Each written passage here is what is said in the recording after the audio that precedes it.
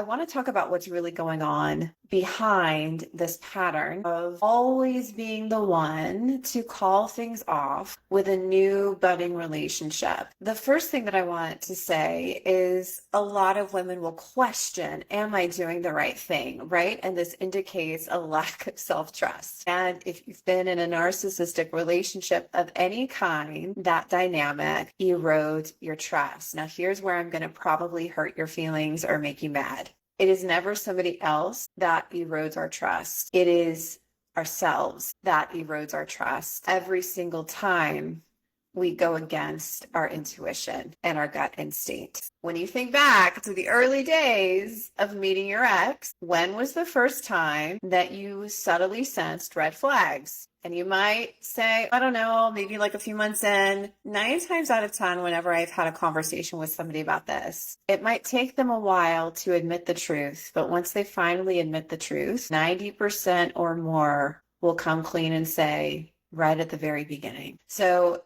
I want you to understand that nothing ever excuses emotional, financial, physical, psychological abuse. However, if we find that we entertain these types of relationships long past the expiration date, what's really happening is that we are over and over and over and over again betraying ourselves. So fast forward, you leave the relationship, you leave the marriage, you go to therapy, you feel better, you're not crying on the floor, you're not, my life is horrible, I'm so trauma bonded to this person, I'm spending 4 hours in the middle of the night binge researching narcissistic abuse and the signs of a narcissist. You're like well past that phase, and you start having the inkling, I think I'm ready to date again. And so you get on some dating apps, you might go join a fitness group, a fitness club, you might get into volunteering more, you start putting yourself out there and you start going on dates. And if you're in online dating, what's probably happening is that you're feeling very frustrated with the lack of connection or just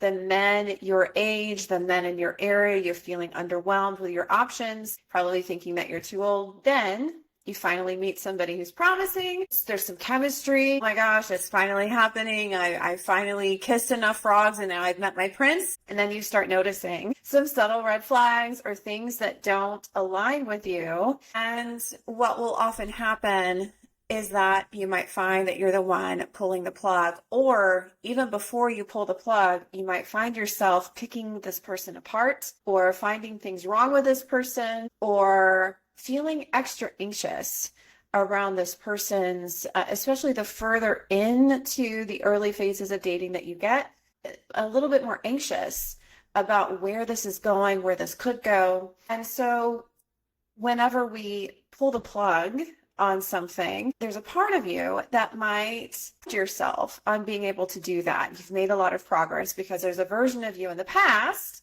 that wasn't able to do that. And now you have no problem cutting people off. What I often find happens is that there's a swing of a pendulum. When women get into unfulfilling relationships, they get so habituated to betraying themselves and abandoning their voice and their needs to make somebody happy that becomes so like second nature that often what happens once she gets on the other side of that relationship is that the pendulum swings all the way to the other side. So we've got these two polar opposite behaviors happening, and there's really not much of anything going on in the middle. So there's a part of you that might pride yourself on, good for me. I spoke up, I set a boundary, I upheld my boundary, and I left this new relationship because I am and was convinced that it was not healthy for me. There were too many things that didn't feel aligned. And I'm not going to do that. I'm not going to put myself through that again. My self-worth and my inner peace is too precious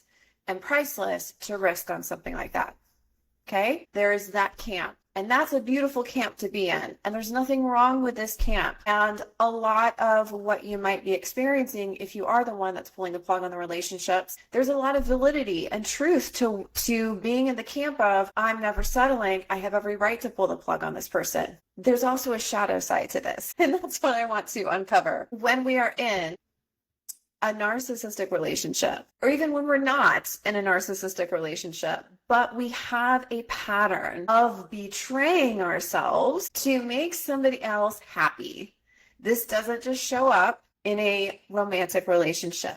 It often shows up at work. Most of the clients that I have supported have not only fled a narcissistic marriage, they also have a big pattern of burning themselves out in their careers. They do more for others. They deplete themselves. There's this chronic pattern of running on an empty cup and feeling guilty about filling up our own cup. So if you have this pattern, what happens in a narcissistic relationship or in any relationship where you feel depleted is that things start feeling good up until a certain point. And it's kind of like an invisible lid on how close or how much enjoyment you can get from that relationship before you start feeling like the relationship isn't reciprocal, before you start feeling like you're giving more than you're being given to. There's this like sense of contraction or constriction that happens in these relationships, especially in a narcissistic relationship. When we look at the cycle of abuse in the container of a relationship, there's the honeymoon period, what we call the love bombing phase. And then there's the tension building phase, which is called the devaluing phase. And we start noticing inconsistencies, things that we're not 100% sure about. These become more apparent, right? And so there's a tension building phase, and then all of a sudden there's this big conflict. And with a narcissistic relationship, the repair to that conflict is never handled well. And the tension building and the conflict itself are often very damaging emotionally because there's no healthy way of handling that. You probably find that you're the one apologizing for all of the problems. You feel like any argument or conflict turns into this giant word salad that doesn't make any sense. So you're aware that something isn't right. But when we get into a narcissistic relationship, we find that we meet that same emotional intimacy ceiling. We can only get to like right here. We can only get to right here. We have an explosion, we make up, and then we start the whole cycle all over again. We have another renewed honeymoon period. There's a tension building phase again, another explosion.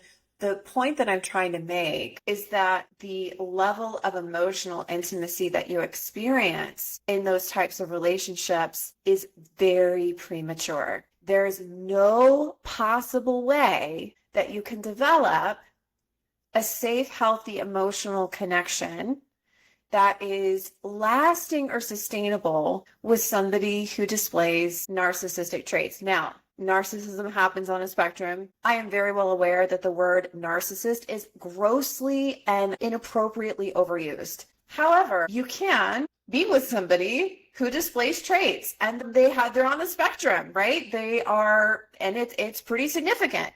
They might not be diagnosed a malignant narcissist, but they still have traits and it's still greatly impacting your sense of safety. So brain and your body get habituated to, I can only go to here in my level of emotional intimacy. I can only go to here. And if you look at your other relationships that you have in your life, you might find that there's an element of emotional distance even in those relationships. You might be entertaining a friendship with somebody who there's a lot of things you don't like about this person. They're a Nancy negative. They drag you down. They drink too much. They spend too much money. They have bad habits. They're always dating assholes.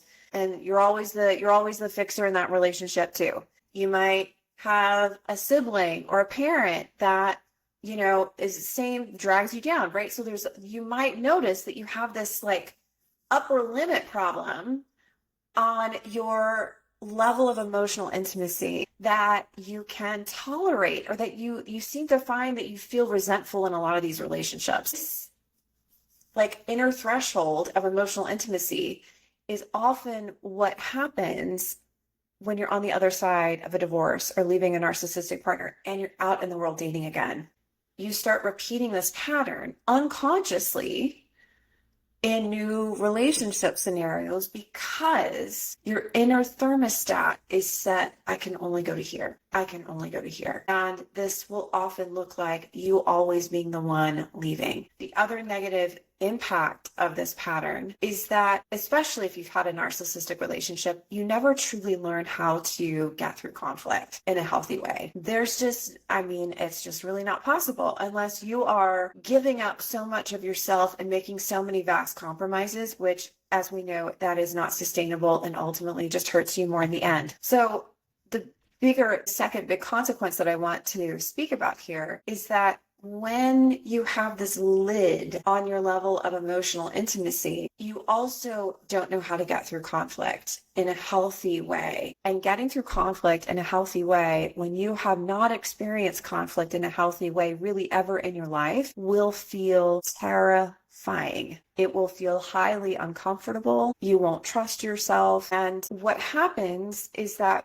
if you're always the one leaving, this can actually be, we call the trauma responses fight, flight, freeze, or fawn. Fawn is people pleasing. You're getting into a flee or a freeze response. You're probably doing a little bit of all of them, but always being the one to leave is like you've reached your nervous system and your brain have reached the upper limit, and it gets uncomfortable when you're at your upper limit. And so what we often do is that our nervous system will hit the eject button, and we need to do something to get out of there and go into self-preservation mode. And if you're repeating that pattern, it's highly likely that you're never learning the emotional resilience or the self-trust. A lot of times people will tell me, I don't trust people. I don't trust other people. What they're really saying is they don't trust themselves, because the more you trust yourself, the less of a problem trusting other people is. The more you trust yourself, the less you're going to look at people as the problem and the enemy and just see people for who they are. When you learn to develop emotional resilience after a traumatizing relationship, you have the capacity. You start kind of dissolving that lid on your nervous system, on your inner thermostat you start to increase what you can handle, what you can let flow through you without wrecking you. So if you find that you're in this scenario, yes, there is probably a part of you that's doing a lot better. I don't doubt that, than you were 5 years ago when you were with your narcissistic ex. You probably are doing a lot better in setting boundaries and cutting people off and not sacrificing and not compromising your peace. But what I often see happen more often than not is that people swing way over here to the other side. I am never settling. I am never letting somebody treat me that way. I am never going to lower my standards. And what happens is that becomes kind of a shield and definitely a form of self-protection. But it's really speaking to the inner beliefs and the inner emotional intimacy setting that you've had all along, even when you were with a narcissistic partner, somebody who has narcissistic traits. That person comes with built-in emotional distance, and there's really no chance in hell that you're going to truly have an emotionally safe, emotionally intimate, deeply connected relationship with that person. So if you're wondering, well, how do I stop doing this? The first step is to realize, I don't want to keep doing this anymore. And some people, it takes things getting pretty bad for that to happen. They have to go through another shitty relationship in order to finally feel ready to change their ways. They have to go another year without dating anybody and feeling stuck in their lives before they're finally ready to change their ways. There's no person that is going to know when it's time to change other than you. And here's the thing, your inner resistance and the devil on your shoulder will always tell you why it's better to just keep doing what you're doing.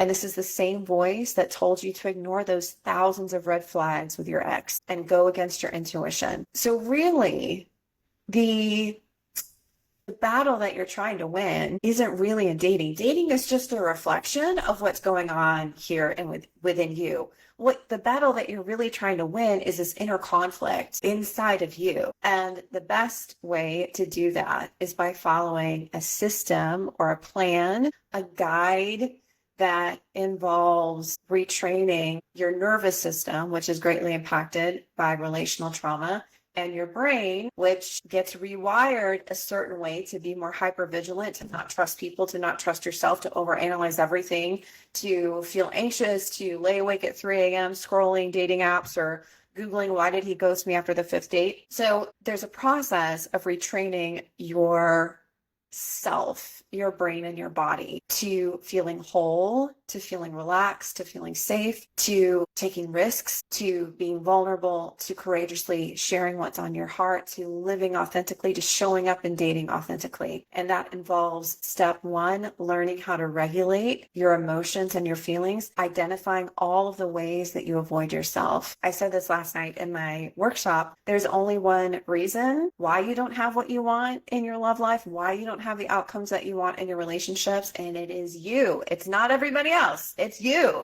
So you have to be clear and recognize what you're doing that is keeping you walled off. The things that you're doing that you think might be keeping you safe and protecting you and making you a good catch are often the very things that make you a target for unhealthy relationships. So you need to retrain your brain and body that it's safe. I use somatic therapy here. I find personally that it's one of the best modalities to getting out of the story of what somebody else did to you and learning how to feel and experience life in a different way and experience relationships in a way that feels safe and aligned for you. Second step is then you need to act accordingly in other relationships in your life that trigger you. These could be clients. You might need to set some boundaries. You're probably leaking a lot of your energy away in other areas of your life. You need to set boundaries with friends and family. You need to uphold boundaries. You need to set boundaries with yourself and keep promises to yourself. I speak so many times to women who are like, I just want somebody that cherishes me and who keeps his word and keeps his promises and is faithful to what he says he's going to do. And I'm like, how many times are you that for you? And almost 100% of the time, it's no. So learning how to keep promises to yourself, learning how to pursue goals that light you up, learning how to not deny yourself pleasure in your life. And then finally, taking that version of you that is radically different from the version of you that you're bringing into dating right now, taking this radiant, vibrant, wide open, confident as heck version of you into dating, the version of you that feels love and gratitude every single day, showing up as that version on dating apps or out and about in your life. That is the process that needs to happen. And it's simple, but it's definitely not easy. And there's lots of challenges that can happen along the way. So if this pinged you, resonated with you, and you would like to learn more, the first step is to go to my free masterclass, BethanyDotson.com/masterclass, where I lay out the 5 shifts that need to be made within you. And it doesn't mean none of this is like move to a new city where there are more available men. That is not it. The psychological shifts that you need to make in order to change your relationship outcomes. So that's BethanyDotson.com/masterclass. And then if you're curious about if we could be a good match, pun intended, to help you overcome your relationship patterns, the underlying trauma that has been keeping you in these patterns and helping you transform your life, yourself, and your relationships, then you can book a free discovery call at BethanyDotson.com/talk. And thank you so much and have a beautiful day. Take care.